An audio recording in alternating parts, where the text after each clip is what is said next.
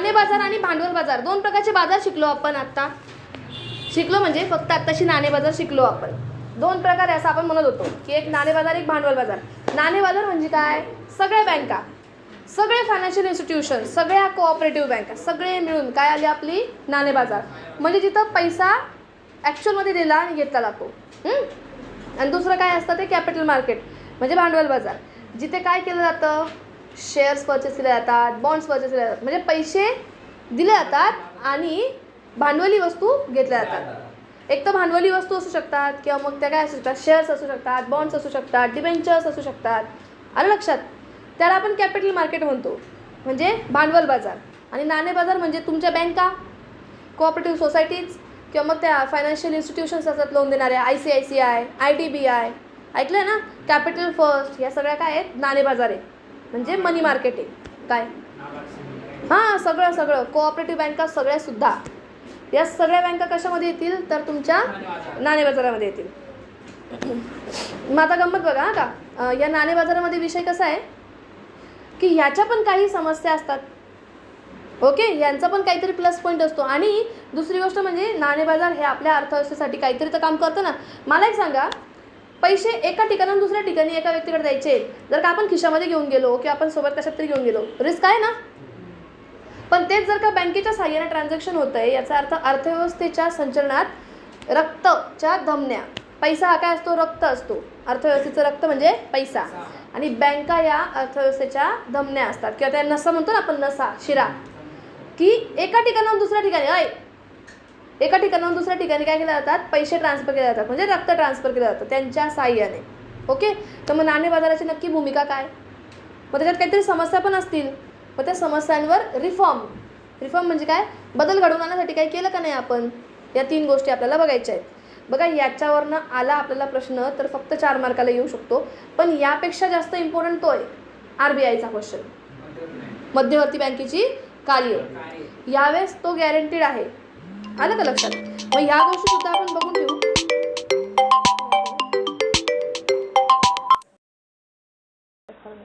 चला, मग नाणे बाजारामध्ये त्यांनी गरज कशी दाखवली आहे बघा. त्यांनी भूमिका का बरं आहे, भूमिका काय आपल्या नाणे बाजाराची, म्हणजे थोडक्यात काय तर आपल्या अर्थव्यवस्थेमध्ये आपल्याला नाणे बाजार का गरजेचं वाटलं, या सगळ्या गोष्टींमुळे. किती गोष्टीत बघ रे भाऊ, 5, 6, 7, 8 गोष्टी बरं का. 8 कोणत्या गोष्टी, सगळ्यात पहिलं, चला पहिलं काय आहे तर कर्जदाराची अल्प मुदतीची गरज. म्हणजे काय रे, तर आता हा जो आपण जे लोक आहोत, आपल्याला दरवेळेस जास्त कालावधीसाठी पैसा लागतो असं नाहीये. मग अल्प कालावधीसाठी, अगदी महिना 2 महिना, 3-4 महिने किंवा वर्षभर किंवा मग 2 वर्ष, असं आपल्याला कर्ज कोण देणार तर या नाणे बाजारातून मिळणार. आलं लक्षात. मग त्यांनी ते काय म्हटलंय बघा, नाणे बाजारामध्ये कर्जदारांच्या अल्प मुदतीच्या वित्तीय गरजा या वास्तव दरात पूर्ण करण्यासाठी योग्य संधी उपलब्ध होते. यात फक्त एवढी एक गोष्ट महत्वाची होती की अल्प मुदतीचं कर्ज आणि वास्तव व्याजदर. अल्प मुदतीचं कर्ज मिळतं आणि कोणत्या दराने, वास्तव दराने. वास्तव दराने म्हणजे काय रे, तर ना जास्त ना कमी. त्याला तुम्ही अजून काय म्हणू शकता, वाजवी दराने. वाजवी म्हणजे काय, रिजनेबल, परवडेबल असा दर, त्या दराने. सेकंड काय आहे, तरलता व्यवस्थापन. लिक्विडिटी. आता तुम्ही वडापाव खायला एक्झाम्पल दिलं होतं, 10 रुपयाची नोट आणि घड्याळ. हां, मग ते आता वाचूयात. चला, नाणे बाजार हा एक गतिमान बाजार आहे. त्यामुळे मौद्रिक धोरणाद्वारे अर्थव्यवस्थेतील तरलता आणि पैशांचे अधिक चांगले व्यवस्थापन करण्यास मदत होते. परिणामी देशात आर्थिक स्थैर्य लाभते आणि देशाचा आर्थिक विकास होतो. फॉर एक्झाम्पल, जर तुम्हाला ट्रान्झॅक्शन करायचंय तर मला सांगा, कंटिन्युअसली कॅश आपल्याकडे ठेवून उपयोगाचं आहे का, नाही. मग ही कॅश आपण बँकेत ठेवणं आणि जेव्हा लागेल तेव्हा ती कॅश बँकेतनं काढणं. म्हणजे तुम्हाला हवं त्यावेळेला तुमचा पैसा सहजपणे काय येतो, वापरायला येतो. या म्हणतात तुमच्या पैशाला काय आहे, सहज तरलता उपलब्ध आहे. तरलता म्हणजे काय, लिक्विडिटी म्हणजे काय, तर मोबाईल विकून ते वस्तू घेता येईल आपल्याला. म्हणजे मोबाईल देऊन कोणती वस्तू घेऊ शकता तुम्ही, समोरचा विचार करतोय भाव काय है ना. म्हणजे तुम्हाला पहिले तो मोबाईल विकावा लागेल, पैसे आणावे लागतील, मग वस्तू खरेदी करावी लागेल है ना. पण फक्त बँकिंग सिस्टीममुळे तुम्हाला तरलता उपलब्ध झाली. तरलताला तुम्ही काय म्हणणार, लिक्विडिटी किंवा मग तुम्ही म्हणणार की सहज चलनक्षम झाला. सहजपणे चलन श्रम जाळा. कशामुळे? तर बँकांमुळे, नाणे बाजारामुळे. मग इथं बँक नाही म्हणायचं, नाणे बाजार म्हणायचं. का? कारण नुसती बँक असू द्या, कोऑपरेटिव्ह बँक असू द्या, नाही तर फायनान्शियल इन्स्टिट्यूशन म्हणजे वित्तीय संस्था असू द्या, ज्या लोकांच्या विकासासाठी उपलब्ध केलेल्या आहेत, या सगळ्यांना मिळून नाणे बाजार असतो. मग नाणे बाजारामध्ये नाणे बाजाराने काय केलं? मार्केटमध्ये तरलता उत्पादन निर्माण करण्यासाठी काम केलं. दुसरी गोष्ट त्यांनी काय केली, याच पॉईंटमध्ये तुम्ही लिहिणार, तर यामुळे देशाला आर्थिक स्थैर्य लाभतं आणि देशाचा आर्थिक विकास होतो. आर्थिक स्थैर्य कसं लाभतं? तर बघा, पैसा हा हव्या त्या वेळी आपण काय करतो? बँकेत जमा करतो, हव्या त्यावेळी बँकेतनं काढतो. म्हणजे देशाच्या विकासामध्ये मदत होते. कारण बघा, तुम्ही बँकेत पैसे जमा केले, याचा अर्थ तो पैसा पुन्हा कोणाला तरी कर्ज द्यायला वापरता येणार आहे ना. गव्हर्नमेंट कुठेतरी अजून इन्व्हेस्ट करणार आहे, त्याच्यावर आपल्याला व्याजही मिळणार आहे. म्हणजे सरकारचाही फायदा, बँकांचाही फायदा आणि आपलाही फायदा. मग देशाला आर्थिक स्थैर्य कसं मिळेल? तर आपले पैसे खरंच बँकेत जमा असतील तर. मोदी काका आले आणि त्यांनी जनधन योजना चालू केली. का बरं केली होती रे? जास्तीत जास्त लोकांनी बँक अकाउंटचा वापर करावा, म्हणजे जास्तीत जास्त लोकांनी बँकेत पैसे जमा करावे. मग त्या बँकेत आपण पैसे जमा केले की इनडायरेक्टली आपल्यालाही कधी कर्ज मिळतं. कोणी जमा केलेले असतील तर आपण जमा करू, कोणालाही कर्ज मिळेल. येतंय लक्षात? म्हणजे देशाचा विकास होण्यासाठी तरलता उपलब्ध पाहिजे. तरलता पाहिजे म्हणजे लिक्विडिटी पाहिजे, आणि ती कोण देतं आपल्याला? नाणे बाजार देतं. तरलता कोण देतं? नाणे बाजार देतं. तिसरी भूमिका, गुंतवणूक पत्रक व्यवस्थापन, पोर्टफोलिओ. गुंतवणूक पत्रक व्यवस्थापन म्हणजे बघा, नाणे बाजार गुंतवणूकदारांच्या जोखीम आणि परताव्याच्या प्राधान्यानुसार बनवलेल्या विविध प्रकारच्या आर्थिक साधनांशी निगडित असतो. याद्वारे गुंतवणूकदार निरनिराळ्या वित्तीय मालमत्तांचे तारण ठेवण्यास सक्षम होतात आणि यातून जोखीम कमी करण्यात आणि जास्तीत जास्त परतावा मिळण्यात मदत होते. म्हणजे बघा गंमत कशी आहे. तारण ठेवणं म्हणजे काय रे? बघा, तारण ठेवून आपल्याला एखादी गोष्ट मिळणं, हे जर का आपल्याला म्हणजे कर्ज पाहिजे, तारण नसेल तर कर्ज मिळेल का? नाही मिळणार. पण तारण दिल्यामुळे तुम्हाला कर्जही मिळेल आणि ते कमी व्याजदराने मिळेल. तुम्हाला माहिती पर्सनल लोनला तारण लागत नाही आणि व्याजदर मोठा असतो. अगदी 43% असू शकतो, काही भरोसा नाही, अकॉर्डिंग टू मार्केट रेट. पण तेच त्याच्या ऐवजी जर का तुम्हाला कमी दराने लोन हवं असेल तर तुम्हाला काय द्यावं लागतं? तारण द्यावं लागतं. आलं का लक्षात? तारण दिल्यामुळे गुंतवणूकदाराला सहजपणे परतावा पण चांगला मिळतो. आलं लक्षात? किंवा मग त्याला जे व्याजदर असतं ते पण काय लागतं? कमी लागतं. बघा ना, एखादा व्यवसाय करायचा आहे, त्याच्याकडे पैसा नाही आहे, त्याने काहीतरी तारण दिलं, त्याला कमी व्याजदरात काय मिळेल? कर्ज मिळेल. ते पैसे वापरून तो चांगला व्यवसाय करेल, त्याला परतावा कसा मिळेल? चांगला मिळेल. म्हणजे परतावा जर का याला चांगला मिळाला तर सहजपणे कर्जाचं व्याज पण वजा होऊन ह्याच्याकडे पैसे उरतील. येते का लक्षात? म्हणजे गुंतवणूकदारांना जास्तीत जास्त नफा मिळवून देण्यासाठी सुद्धा आपल्याला कोण मदत करतं? नाणे बाजार मदत करतं. गुंतवणूकदाराची जोखीम आणि परताव्याचं प्राधान्य. अजून एक गोष्ट कशी, गुंतवणूकदार, आपण FD मध्ये पैसे जमा केले किंवा मग काही लोक आहे ना शेअर्समध्ये पण पैसे जमा करतात. इक्विटी शेअर्समध्ये, प्रेफरन्स शेअर्स किंवा इक्विटी शेअर्समध्ये लोक काय करतात? पैसे गुंतवतात. हे पैसे गुंतवले अशा ठिकाणी गुंतवायचे की जिथून जास्तीत जास्त परतावा मिळेल. ही भूमिका पण कोण पार पडतं? नाणे बाजार पार पडतं. आलं लक्षात? तुम्ही कधी बघितलं असेल तर ना, आपल्या ह्या SBI वगैरे, महाराष्ट्र SBI नाही, HDFC bank, ICICI bank, IDBI bank, या बँकेत जेव्हा तुम्ही जाल ना, तुम्ही म्हणाल मी एक तुमचा गुंतवणूकदार आहे, म्हणजे तुमच्या बँकेत सेव्हिंग अकाउंट आहे माझं, मला गुंतवणूक करायची आहे, ते तुम्हाला स्पेशली सेपरेट काउंटर घेऊन जातील, खुर्ची देतील, चहा देतील आणि तुम्हाला सांगतील या शेअर्समध्ये इतके गुंतवले तर एवढा परतावा, त्या शेअर्समध्ये इतके गुंतवले तर एवढा परतावा. म्हणजे ते आपल्याला काय करतात? पोर्टफोलिओ देतात. ते सांगतात आपल्याला की इतकी जोखीम घ्या, इतका परतावा मिळेल. येते लक्षात? म्हणजे तुम्ही जर का 10 वर्षांचं कर्ज घेतलं, 10 वर्षांचा शेअर विकत घेतला तर तुम्हाला एवढा प्रॉफिट होणार आहे. किंवा मग 3 वर्षांचा एक, त्याच्यामध्ये इतकंच प्रॉफिट होईल, हे आपल्याला ते सांगतात. जोखीम सांगतात, परतावा पण सांगतात. आलं लक्षात? परतावा म्हणजे रिटर्न, किती इंटरेस्ट मिळेल, किती लाभांश मिळेल, आहे का नाही? मग याच्यामध्ये तुम्ही लिहिणार कसं? तर 2 गोष्टी. एक लिहिणार जोखीम आणि परताव्याच्या प्राधान्यानुसार आर्थिक साधनं आपल्याला सुचवतो. कोण? नाणे बाजार सुचवतो. जोखीम कशी, परतावा कसा. जसं माझी मम्मी गेली होती पोस्ट ऑफिसमध्ये, एक्झाम्पल, ती म्हटली माझ्याकडे ना 40,000 रुपये आहेत, पण मला जास्त इंटरेस्ट पाहिजे आणि मला काही पैसे लगेच नकोय. आता ह्या हिशोबाने ते मम्मीला काय करतील, पर्याय सुचवतील. पण मम्मी म्हटली नाही मला पैसे लगेच नाही काढायचे, पण जर का 2 वर्षानंतर मला लागलेच तर मग मला काढता आले पाहिजे ना. मग त्यांनी तिला 2 पर्याय सुचवले. एक तर तुला कायमचे ठेवायचे असेल 10 वर्ष तर तुला दुप्पट अमाऊंट मिळेल. नॅशनल सेव्हिंग सर्टिफिकेट, गव्हर्नमेंटचे सर्टिफिकेट येते, दुप्पट अमाऊंट मिळेल. आणि जर का तुला 2.5 वर्षानंतर असं विड्रॉ करायची वाली स्कीम पाहिजे असेल तर तिथे तुला 1.5पटच अमाऊंट मिळेल. आणि ते पण जर का तू लवकर काढले तर तेवढं व्याज काय होऊन जाईल, कमी होऊन जाईल. म्हणजे जोखीम आणि परतावा हे ते काय करतात, गुंतवणूकदारांना साधनं सांगतात आणि त्यानुसार गुंतवणूकदार काय करतो, मग गुंतवणूक करतो. हे सांगण्याचं काम कोण केलं, नाणे बाजाराने केलं. कारण शेवटी कोणाची कोणती स्कीम असो ते जोपर्यंत आपल्याला सांगत नाही तोपर्यंत आपण काय घ्यायला लागत नाही. येते लक्षात. नाणे बाजार ही मोठी भूमिका पार पाडते. कारण आपण इन्व्हेस्टमेंट करू तर आपल्याला फायदा आहे आणि त्यांनाही फायदा आहे, है ना. पण आपल्याला सांगणारं कोणतरी असलं पाहिजे. कोण येते, नाणे बाजार आहे. चौथं, समतोल यंत्रणा. नाणे बाजार साधनांचे तर्कसंगत वाटप आणि गुंतवणूक प्रवाहातील बचत गतिशील करून अल्प मुदतीच्या निधीची मागणी आणि पुरवठा यांच्यात समतोल प्रस्थापित करणे.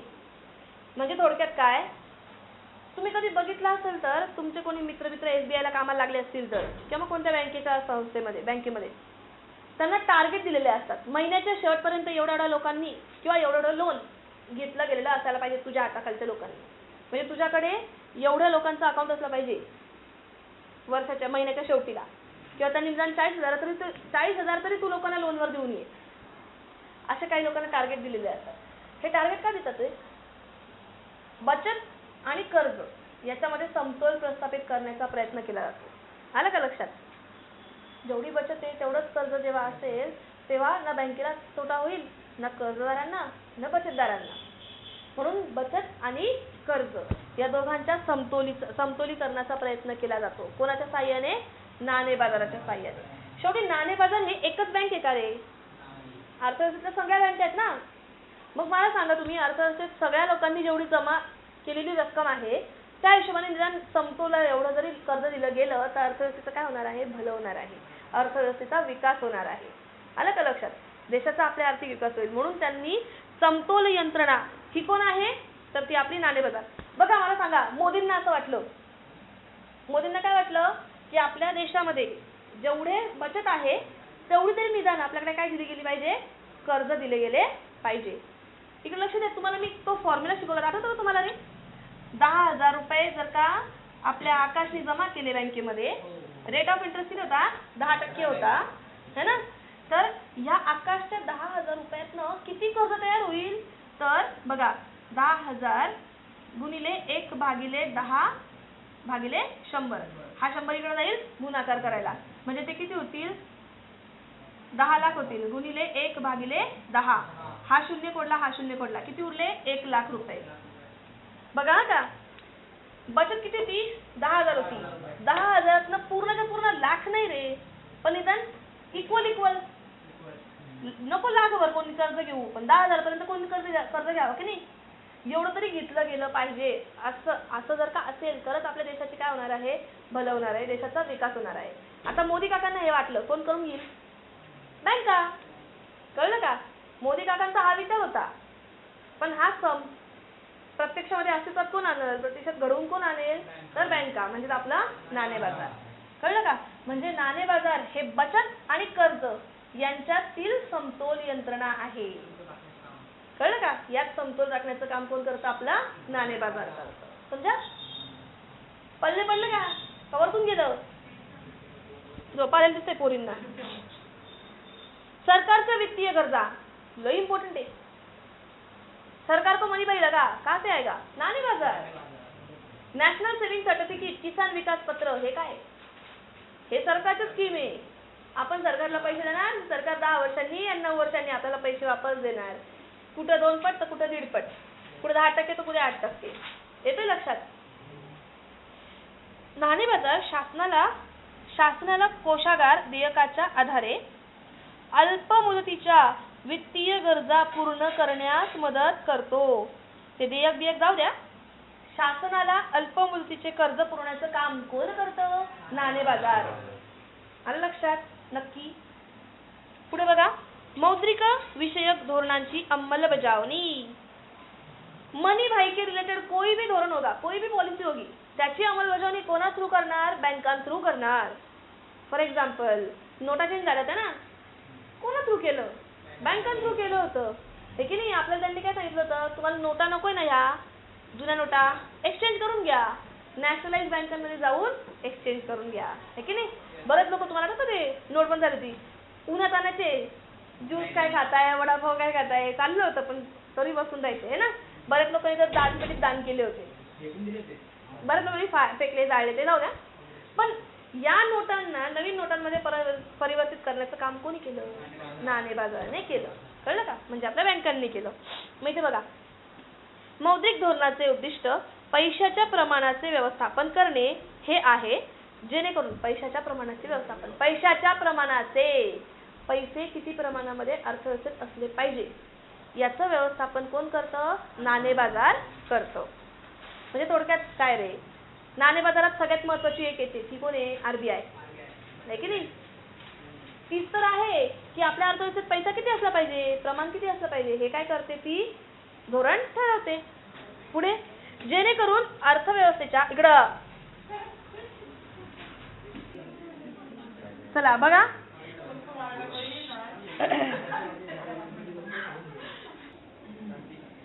जेणेकरून अर्थव्यवस्थेच्या निरनिराळ्या क्षेत्रांची आवश्यक गरजा पूर्ण करण्यासाठी आणि आर्थिक विकासाची गरज वाढवण्यासाठी उपयोगी ठरते. हे धोरण कोणत्या बँकेद्वारे लागू केलं जातं? मी एवढंच बोलली, त्यांनी खाली दिलं होतं, मला माहित नव्हतं, मी आधीच तुम्हाला बोलून मुक्त झाली. तुमचं हे जे नवीन पुस्तक आहे ना, हे मी वाचलेलं नव्हतं, मी तुमच्यासोबत वाचलीये. आरबीआयच्या साहाय्याने, मध्यवर्ती बँकेच्या साहाय्याने हे काय करतात? मौद्रिक धोरण ठरवतात आणि त्याची अंमलबजावणी करून घेतात. कोणत्या बँका? नाणे बाजार. आलं लक्षात? जाऊ नंतर दिलं ते एक्झाम्पल. अर्थव्यवस्थेतील पूर्ण विकसित नाणे बाजार मौद्रिक विषयक धोरणाची यशस्वी अंमलबजावणी करण्याची हमी देतो. नाणे बाजारामुळे मध्यवर्ती बँकेला योग्य व्याजदर धोरण विकसित करण्यास मार्गदर्शन मिळते. मला एक सांगा, मध्यवर्ती बँक एकटी असते तर तिच्याकडनं शक्य झालं असतं सगळं, पण तिच्यासोबत बाकी सगळ्या बँका, बाकी सगळ्या वित्तीय संस्था आहेत, की नाही? यामुळे तिला लोकांना योग्य परतावा द्यावा किंवा लोकांकडनं योग्य प्रकारावर व्याज गोळा करता यावं, यासाठी धोरण आखायला मध्यवर्ती बँकेला नाणे बाजारातल्या सर्व बँका काय करतात? मदत करतात. आलं लक्षात? हे तुमचं होतं 7वा पॉइंट. हा ओके, 6वा पॉइंट, ते मी मोठं केलं ना. रोख रकमेचा काटकसरीने वापर. सुनो मेरी बात. आता तर तुम्हाला मोदी काकांनी काय सांगितलं? बँकेत पैसे जमा करा. काय म्हणत होते मोदी काका? बँकेत पैसे जमा करा, खिशामध्ये किंवा डब्यामध्ये ठेवू नका. ऍक्च्युली त्यांनी ते जे डिमॉनिटायझेशन केलं होतं ना, म्हणजे नोटा बंद करून नवीन नोटा टाकल्या होत्या, याचं कारणच हे होतं की लोकांच्या घरात ना डब्यामध्ये लई पैसे जमा झाले होते, मग ते त्यांना बँकेत हवे होते, म्हणून त्यांनी काय केलं? डिमॉनिटायझेशन केलं. ओके, चला मग त्यांचं काय म्हणणं होतं?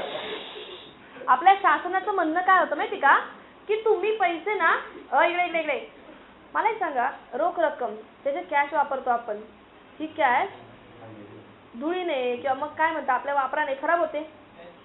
महिन्याच्या काठी बऱ्याचशा नोटा काय होत असतील? खराब होत असतील. म्हणजे या नोटा पुन्हा उत्पादन करण्यासाठी तेवढाच खर्च लागणार. बघा, एक 10 रुपयाची नोट जेव्हा आपण ती म्हणतो ना, ती उत्पादन करायला 100 रुपये इतका खर्च लागतो यांना. फक्त 10 रुपयाची नोट उत्पादन करायला 100 रुपये इतका खर्च लागतो. येतं लक्षात? म्हणजे याचा अर्थ जर का यांना नोटा उत्पादन करायच्या आहेत तर मग किती खर्च लागेल? मग सरकारचं म्हणणं काय की नोटांचा वापर किंवा रोख रकमेचा वापर कसा करायचा? काटकसरीने करायचा. मग बघा, काटकसरी म्हणजे थोडक्यात काय? तर फोन पे वापरा, ऑनलाईन बँकिंग करा, ATM वापरा, चिकू वापरा, RTGS वापरा, NEFT वापरा, पेटीएम वापरा, पण कॅश जरा कमी वापरा. कॅश कमी वापरली म्हणजे याचा अर्थ त्या कॅशचा विअर अँड टिअर म्हणजे घसारा कमी होऊन जाईल, नवीन नोट तयार करण्याची गरज भासणार नाही आणि मग यामुळे सरकारचा खर्च वाचतो. सरकारचा खर्च वाचला तर सरकार हा खर्च कुठे करेल रे? चांगले विकास कामांमध्ये करेल आणि देशाची काय होईल, प्रगती होईल. मग ऐका, हेच वाक्य खाली वाचूयात. नाणे बाजारांचा संबंध प्रत्यक्ष पैशाशी नसून पैशाच्या निकटचा म्हणजे जवळचा पर्याय असलेल्या वित्तीय साधनांशी असतो. त्यामुळे रोख रकमेचा काटकसरीने वापर होतो. म्हणजे थोडक्यात पहिले आपण सगळं कॅश कॅश कॅश कॅश ठेवत होतो. नाणे बाजार आलं, बँका आल्या आणि बँका आल्यामुळे काय झालं तर आपण पैसा नाही, प्रत्यक्षवाला पैसा नाही तर प्रत्यक्ष पैशाच्या निकटचा पैसा म्हणजे चेक तुमचा, डिमांड ड्राफ्ट, NEFT, RTGS जे करतात तुम्ही, जे ट्रान्सफर करतात, हे काय ऍक्च्युअल पैसा आहे का, पण तो निकटचा पैसा आहे म्हणजे जवळचा पर्याय आहे. आलं का लक्षात. म्हणजे तुम्ही म्हणाल तर खऱ्या खुल्या पैशाला बँकेतला पैसा हा काय आहे, सबस्टिट्यूट आहे. आठवतं का तुम्हाला ते कॉम्पिटिटिव्ह गुड्स, आठवतं ना, पर्याय, याला हा पर्याय आहे. कळलं का, जवळचा पर्याय आहे. म्हणजे कोणामुळे हे शक्य झालं, नाणे बाजारामुळे. कळलं का. नाणे बाजार हा प्रत्यक्ष पैशाचा वापर कमी करून काय करतो, निकटच्या पैशाचा वापर वाढवतो. निकटच्या पैशाचा म्हणा किंवा पर्यायी पैशाचा वापर वाढवतो. आलं का लक्षात. मग बघा लास्ट आहे वाणिज्य, उद्योग आणि व्यापार वृद्धी.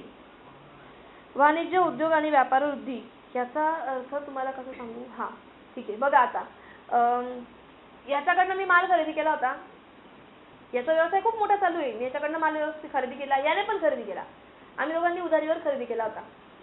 याला आम्ही सांगितलं भाऊ 4 महिन्यांनी देतो ना, ओळखी होत्या, 4 महिन्यांनी देतो. याने बिलवर लिहून ठेवलं की या दोघं जण मला 4 महिन्यांनी देणार आहे. एक कॉपी त्याच्याकडे, एक कॉपी आमच्याकडे, बिल ऑफ एक्सचेंज बनवलं. ओके. याने आम्हाला वस्तू विकल्यामुळे याचे पैसे आमच्याकडे अडकले. त्याच्याकडे खेळतं भांडवल कमी होऊन गेलं ना रे, करंट ॲसेट, याची करंट ॲसेट काय होऊन गेली, कमी होऊन गेली. आता समजा पुढचा एखादा व्यक्ती त्याच्याकडनं याला माल विकत घ्यायचा आहे आणि नेमकी त्याला एवढीच अमाऊंट कमी पडतीये. येतंय का लक्षात. मग याचा खेळत्या भांडवलाची गरज कोण भागवणार, नाणे बाजार भागवणार. जसं हुंड्या वटवून, हुंडी कशी वटवायची, डिस्काउंटिंग करायची. डिस्काउंटिंगला काय म्हटलंय रे मराठीमध्ये, डिस्काउंटिंगला एक शब्द म्हटलाय, नाही दिला इथं, जाऊ द्या. हुंड्या वटवून एवढाच एक शब्द दिला यांनी. म्हणजे काय करायची तर बिल होतं 1 लाखाचं, बँक म्हणाल 1 लाख रुपये नाही देणार, 1 लाखात मी 10,000 रुपये काय करून टाकणार, कट करून टाकणार. तुला देताना मी किती देईल, 90 देईल. पण हा पवन म्हणाल जाऊ दे ना, 90 तर 90, माझा पुढचा माल तरी येतोय ना. आलं का लक्षात. मग बँक आमच्याकडनं वसूल करेल.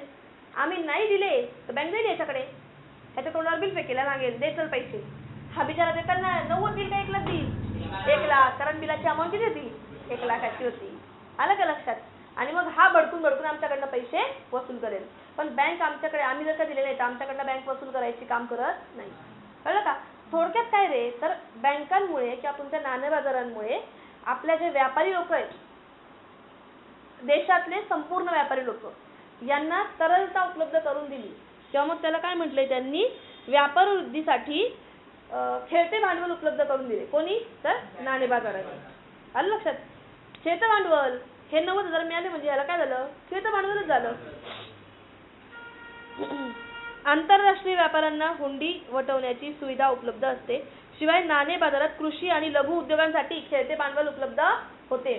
फॉर एक्झाम्पल तुम्हाला आता सांगायचं झालं तर हे कोरोनाच्या केसेसमध्ये सरकारने बजेटमध्ये काय केलं होतं रे तर सांगितलं होतं की इतके ते इतके तुमचं काय असेल, कॅपिटल असेल. समजा तुमचं 10 लाखाच्या आतच कॅपिटल आहे तर तुमचा लघु उद्योग मानला जाईल आणि तुमच्या लघु उद्योगाला आमच्याकडनं जास्तीत जास्त अनुदान मिळेल. सरकारने काय प्रोव्हाइड केलं, खेळतं भांडवल दिलं. आलं लक्षात. बँका सुद्धा काय करतात, खेळतं भांडवल म्हणजे लोन उपलब्ध करून देतात. सोने तारण, बरं ते पण जाऊ द्या, चिकू पास व्हायचा असेल पण पैसे नव्हते, ओव्हरड्राफ्ट फॅसिलिटी, अधिकोष सवलत, ही पण कोणी आपल्याला दिली, नाणे बाजाराने दिली. आलं का लक्षात. म्हणजे नाणे बाजार हे व्यवसाय वृद्धीसाठी आपल्याला खेळते भांडवल उपलब्ध करून देते. मग हा तर इंडियामध्ये बसलेला होता, याचं वालच नाही फक्त, ती बसली तिकडे फॉरेनमध्ये, ती गेली तिकडे, पोचली ती फॉरेनला. हिच्याकडनं जर का मी माल विकत घेतला, हिने माझ्याकडनं माल विकत घेतला होता, आता मला पैसे कसे काय देतील, मला तर भरतात नाही आता देतील. मग काय करावं, मी जावं बँकेकडे. ही काय 2 महिन्यात देणारच नाही, मी दिलं 2 महिने पण ही काय 2 महिन्यात देणार नाही. जाऊ दे, आता तर लागतात पैसे. बँकेकडे गेली, बँकेत सांगितलं हे बघा आंतरराष्ट्रीय, बँक म्हणेल 10,000 नाही, मी किती काढेल 15,000. शेवटी आंतरराष्ट्रीय की नाही, बँक चार्जेस जास्त लावेल. आणि बँकेने मला हातात किती दिले 85. स्टील आय एम हॅपी की मला काय मिळालं, खेळतं भांडवल मिळालं.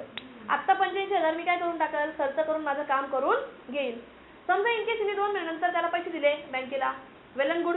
नाही दिले तरी माझ्याकडे 1 लाख रुपये पुढे कुठून तरी येतीलच आणि मी ते काय करेल बँकेला देऊन टाकेल. आत्ताची गरज लागली ना, विषय संपला. म्हणजे भारतातले असू द्यात नाही तर आंतरराष्ट्रीय असू द्यात, दोन्ही प्रकारचे हुंड्या या आपल्या नाणे बाजारामध्ये काय करता येतात, वटवता येतात. आलं का लक्षात? या भूमिका आहेत आपल्या कसल्या, नाणे बाजाराच्या. आता आपण काय करू, आज इंग्लिश मिडियम कोण नाही ना, आज मराठी मिडियमचं घेऊन टाकू. इंग्लिश मिडियमचं मी घरी रेकॉर्ड करेल आणि मी त्यांना पाठवेल. ठीक आहे. मग लास्टला काय बघा, नाणे बाजाराच्या समस्या. व्हॉट इज समस्या? सगळ्यात मोठी समस्या, आपल्या देशाने खेडेगावांमध्ये बँकांची फॅसिलिटी चांगली मिळावी म्हणून बँका विकसित केल्या. पण आपले लोक तरी सुद्धा जातात ना सावकारांकडे. का बरं जातात माहितीये? कारण बँकांना जेवढं डॉक्युमेंटेशन लागतं तेवढं इथं तेवढं लागत नाही. आणि मग आपण काय करतो, तिकडून जाऊन कर्ज घेऊन येतो. आणि मग यामुळे काय होतं रे, तर शेवटी नाणे बाजाराला टेन्शनच येतं ना. मग बघू कसं येतं. जाय पटकन घेऊन ये पाणी. ओ ताई, समस्या सगळ्यात पहिली दुहेरी रचना बघा. नाणे बाजारामध्ये संघटित आणि असंघटित क्षेत्र असल्यामुळे विघटन पारदर्शकतेचा अभाव आणि वाढती अस्थिरता निर्माण होते. कशी बघा, अशा असंघटित बाजारांमध्ये समन्वयाचा अभाव असतो. शिवाय तो भारतीय रिझर्व्ह बँकेच्या थेट नियंत्रणाखाली येत नाही. मतलब सुनो मेरी बात, इधर देखो. तुमच्या बँका होत्या, तुमच्याकडे बँक होत्या. चला मला एक सांगा, बँकांनी जर का जास्त व्याज दर घेतलं, काय लाजा रे तुम्हाला? आणि इकडे माझा मार्कर. हा, मग आता जेव्हा बँका, आता ही गेली बँकेत कर्ज घ्यायला बरं का अर्जंटाईला, आणि जर का यांनी म्हटलं 16% व्याज दर, होम लोन तर मिळतंय 6%. जर का हिला 16% म्हटले तर मग चालेल का? नाही चालणार. म्हणू पण नाही शकत ते, क्योंकि उनके ऊपर कौन बैठा है, RBI. पण या उलट मला सांगा, सावकार असू द्यात, आपले फ्रेंड्स असू द्यात, किंवा अडते दलाल जे कमिशन घेतात असे लोक म्हणू द्यात, या लोकांवर त्यांचं नियंत्रण आहे का? काही संबंध नाही आहेत, विशेष नाही आहेत. त्यांचा या बँकिंग कायद्याखाली रजिस्ट्रेशन नाही, म्हणजे ती बँक नाहीये. जर का ती बँकच नाहीये, ते क्षेत्रच असंघटित आहे. त्यामुळे यांच्यावर लक्ष आहे का आपलं? नाही. मग संघटित आणि असंघटित क्षेत्र यांच्यामध्ये समन्वय साधणं काय होतं, पॉसिबल होत नाही. आणि यामुळे आपल्याकडे काय आहे, नाणे बाजारातली ही एकच समस्या आहे, दुहेरी गणनेची, दुहेरी रचना, की संघटित आणि असंघटित क्षेत्र यांच्यामध्ये समतोल साधला जाऊ शकत नाही. कारण यांच्यावर मध्यवर्ती बँकेचा नियंत्रण नाही, मध्यवर्ती बँकेच्या देखरेखीखाली हे नाही. आलं लक्षात? म्हणजे तुम्ही एकीकडे म्हणताय बँकेने व्याजदर कमी केले कर्जाचे, बँकेने लोकांच्या FDs वगैरे इन्व्हेस्टमेंटचे रेट वाढवले, पण तरी हे सगळं कुठे झालं, शहराच्या भागात झालं. खेडेगावांच्या भागामध्ये लोकांना जर का डॉक्युमेंट्स नाही आहेत तर लोक काय करतील, या लोकांकडूनच कर्ज घेतील आणि हे तर व्याजदर जास्त घेतील. म्हणजे लोकांचं इन्कम काय दिसतंय, कमी दिसतं. इन्कम भले जास्त असेल त्यांचं, पण त्यांचे खर्च व्याजामध्येच जातात, पैसा व्याजामध्येच निघून जातो. यांचं इन्कम काय होतं, कमी राहतं. यांचं स्टँडर्ड ऑफ लिव्हिंग पण पुन्हा काय होतं, कमी होतं. गरिबी वाढते. म्हणजे देशाच्या विकासामध्ये जर का आपण म्हणतो नाणे बाजाराची खूप महत्त्वाची भूमिका आहे, तर त्यामध्ये एका गोष्टीमुळे समस्या निर्माण होते, ती कोणती, दुहेरी रचना, संघटित आणि असंघटित क्षेत्रांमुळे. आलं लक्षात? असंघटित क्षेत्रावर नियंत्रण ठेवले जात नाही, कारण त्यावर भारतीय रिझर्व्ह बँकेचं थेट नियंत्रण नसतं. दुसरं, व्याजदरामध्ये समानतेचा अभाव, बहुत इम्पॉर्टंट. गुंतवणूक कंपन्यांचे व्याजदर वेगळे, बँकेचे व्याजदर वेगळे, कोऑपरेटिव्ह बँकेचे तर अजूनच वेगळे, पोस्ट ऑफिसचे तर सगळ्यातच वेगळे. सगळ्यांचे व्याजदर कसे वेगवेगळे आहेत आणि व्याजदराच्या या असमानतेमुळे काय घडतं बघा, अनेक व्याजदर असल्यामुळे कर्जदारांचे पण प्रकार कसे असतात, अनेक असतात. म्हणजे तेवढं डॉक्युमेंटेशन वाढलं, तेवढे डॉक्युमेंट्स मेंटेन करणं वाढलं. मग हे काय झाला, प्रॉब्लेम झाला. कशामधला, नाणे बाजारामधला. आलं लक्षात? नाणे बाजारातला हा काय आहे, सेकंड प्रॉब्लेम आहे. काय तर व्याजदरामध्ये खूप विविधता आहे. मग तुम्ही ते काय म्हणाल, सगळ्या बँकांचे प्रकार लिहाल की गुंतवणूक बँका, विकास बँका, सहकारी संस्था, त्याच्यानंतर कोण राहिले आपली बिगर बँक संस्था, वित्तीय बँका, वित्तीय कंपन्या, व्यापारी बँका. या सर्व घटकांचे व्याजदर कसे असतात, वेगवेगळे असतात. त्यामुळे कर्जांचे वेगवेगळे प्रकार होतात आणि यामुळे काय होतं रे, तर नाणेबंकाची ही काय एक मोठी अडचण आहे, समस्या आहे. प्रत्येकावर तेवढं नियमन ठेवणं काय होत नाही, पॉसिबल होत नाही. तिसरं, निधीची कमतरता. अपुऱ्या बचतीमुळे नाणे बाजाराला निधीची कमतरता भासते. दरडोई उत्पन्न, लोकांमध्ये बँकिंगच्या सवयीची कमतरता, बोल नको, निरुपयोगी उपभोग खर्च आणि ग्रामीण भागात अपुऱ्या बँकिंग सुविधांची समस्या. या समस्यांमुळे काय होतं माहिती का, निधीची कमतरता म्हणजे अपुरी बचत, निधीची कमतरता, अपुरी बचत. दरडोई उत्पन्न, लोकांमधली बँकिंगच्या सवयीची कमतरता. आता बघा फॉर एक्झाम्पल, आता तुम्ही बघा, तुमचे राजेश सर म्हणाले तर मी म्हणा, तुम्ही आता बघितलं आम्हाला काय मिळते, फीज मिळते.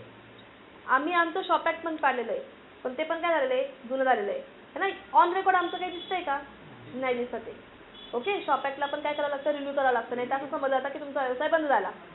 आम्ही आमचे अकाउंट्स आहेत, आमच्या अकाउंट्समध्ये आम्ही कधी पैसे जमा केले नाही, कधी पैसे व्यवस्थित काढलेले नाही आहे. म्हणजे याचा अर्थ काय रे, तर आम्ही आलेला पैसा काय करतो, खर्च करून टाकतो. पण हा बँके थ्रू खर्च होतो का, आणि बँके थ्रू खर्च नाही होते, याचा अर्थ आपल्या बँकांमध्ये निधीची कमतरता भासते. आणि निधी कमी असतील तर कर्ज पण कसे होतील, कमी होतील. आणि हे कशामुळे होतं, तर पहिली गोष्ट लोकांचं दरडोई उत्पन्न कमी असतं आणि कमी असताना आपल्यामध्ये बचतीची सवय नाही. ओके, आणि तिसरी गोष्ट म्हणजे निरुपयोगी उपभोग खर्च आपले जास्त असतात. म्हणजे मग काही पण आपण वॉशिंग मशीन खरेदी करतो किंवा मूवीजला जातो किंवा पार्टीज करतो किंवा काही करू शकतो. निरुपयोगी, जे उपयोगाचे नाही असेही खर्च आपले जास्त असतात. त्यामुळे आपली सेव्हिंग कमी होते. सेव्हिंग कमी असल्यावर खर्चालाच पैसे नसतात, काय बँकेत टाकणार आहे. ग्रामीण भागात अपुऱ्या बँकिंग सुविधा. आणि ग्रामीण भागामध्ये बँकांच्या सुविधा कशा असतात, अपुऱ्या. अपुऱ्या का म्हटले, कारण बँक तर असती पण तिच्या ज्या कंडिशन्स असतात, जे काही डॉक्युमेंटेशन असतं ते सगळं अपुरं असतं, म्हणजे इनप्रॉपर असतं. की लोकांकडे डॉक्युमेंटेशन नसेल तर लोक कर्ज घ्यायला जाणारच नाही बँकांकडे. येतं लक्षात. मग या सगळ्यांमुळे बचतीचा किंवा निधीची काय होते, कमतरता होते. आणि ही नाणे बाजारातली समस्या आहे. आलं लक्षात की नाणे बाजाराचं मेन काम काय आहे, ठेवी स्वीकारणं आणि कर्ज देणं. पण ठेवीच येते नाही तर मग कर्ज काय देणार, समजा. पुढे यातला चौथा प्रॉब्लेम आहे हंगामी चढउतार. लय इम्पॉर्टंट आहे. निधीची मागणी हंगामानुसार बदलते. विशेषतः ऑक्टोबर ते जून या हंगाम काळात कृषी उत्पादनात व्यापार करणे, व्यवसायातील गुंतवणूक इत्यादी विविध कारणांसाठी मोठ्या प्रमाणावर वित्ताची आवश्यकता असते. परंतु यामुळे नाणे बाजारात मोठ्या प्रमाणात चढ उतार आढळतो.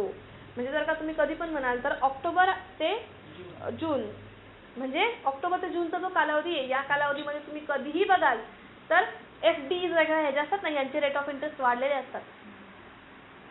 आणि जे कर्ज दिलं ना त्यांचे लोनचे रेट कमी झालेले असतात. कशासाठी, तर घ्या FDचे व्याज जर वाढले, जरा बँकेत जाऊन पैसे जमा करा. बँकेत आपण पैसे जमा करू तेव्हा तर सरकारला बँकांना काय देता येईल, कर्ज देता येईल. येते का लक्षात. मग यामुळे ऑक्टोबर ते जूनच्या काळामध्ये हंगामी उत्पादनांसाठी सुद्धा आणि व्यवसायांसाठी सुद्धा काय हवा असतो, मोठ्या प्रमाणात वित्तीय निधी हवा असतो. आणि यामुळे त्या काळामध्ये काय होते, आपल्या नाणे बाजारामध्ये चढ उतार आढळून येते. चढ उतार म्हणजे फक्त एकाच गोष्टीमध्ये, रेट्समध्ये, इंटरेस्टच्या रेट्समध्ये, व्याजाच्या दरामध्ये. वित्तीय समावेशनाचा अभाव. व्हॉट इज समावेशन. समावेशन म्हणजे सगळ्यांना समावेश केला जातच नाही या बँकांमध्ये. आता मला एक सांगा, एक एक्झाम्पल आहे, माझ्या घरमालक जे आहेत ना त्यांच्याकडे कामवाली येते त्यांची, ओके. त्यांची कामवाली जवळजवळ आमचं म्हणजे त्या आजींचं घर सोडून अजून 6 घरं त्याच बंगल्यातले, सगळे एजेड लोक आहेत ना, तो 6 बंगल्यांची कामं करते आणि आजीचा 7वा बंगला. ती प्रत्येकी व्यक्तीकडनं 1200 किंवा 1300 रुपये घेते, ठीक आहे. पण हिचं मंथली 1200-1300 रुपये घेते, ओके. म्हणजे हिचं इन्कम आमच्यापेक्षा तरी ऑलमोस्ट जास्त आहे. पण हे लोक बँकेत पैसे जमा करतायत का? नाही. यांचं बँकिंग अकाउंट नाहीये. आणि मग यामुळे काय होतं रे, तर सरकारला निधी नाही मिळत. का? कारण समावेशन नाही ना, सगळे समावेश आहेत याच्यात नाहीये. मला एक सांगा, बँकेत जायचं म्हणजे सगळ्या स्लिप्स भरायच्या, पैसे डिपॉझिट करायचे, हे सगळं कोण करणार आहे? या झंझटपेक्षा हे लोक काय करतात, आले पैसे खर्च करून मोकळे व्हा. आम्ही दिसतो तसे गरीब. गरीब लोकांची गरिबी कायम का राहते? कारण हे लोक बचत नाही करत. येतं का लक्षात? तुम्हाला कधी बघा, तुम्ही हे जे टपोरी पोरं फिरत असतात ना, आपल्यापेक्षा जास्त त्यांच्या खिशामध्ये पैसे असतात.